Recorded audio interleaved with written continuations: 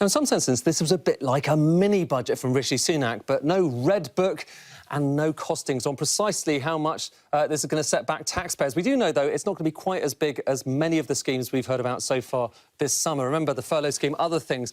This tots all of them up. The higher it is, the more we're spending. When you take it all, public services, the furlough, business measures, welfare, you're talking about £142 billion. A lot of money. Take today's measures and you're talking about maybe 5 billion, maybe 10 billion. You can see, in contrast, it really is quite small. I should say there's a few other things we're talking about that the Chancellor mentioned too. So an extra £2 billion going into the track and trace system, the test track and trace system. That's £12 billion in total.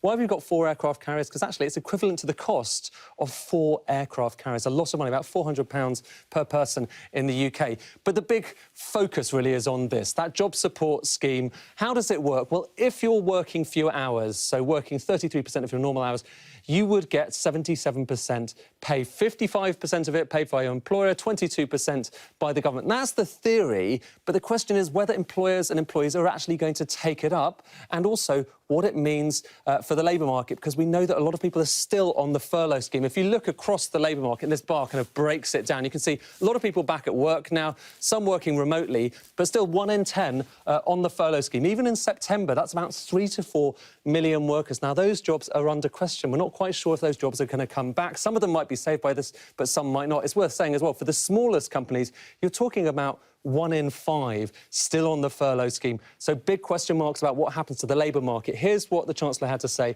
about that.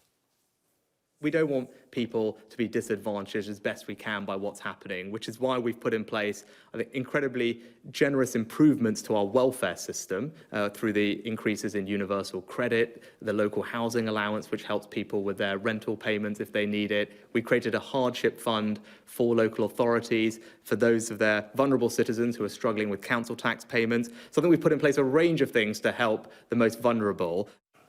Now, it's worth saying, although the UK has certainly spent a lot of money on these schemes, actually, when you look as a percentage of GDP and compare us to other countries around the world, we've spent less than the US, we've spent less than India, Canada, a lot less than Germany, and a third of what Japan has. So it may well be that there's room for more spending yet to come from the Chancellor.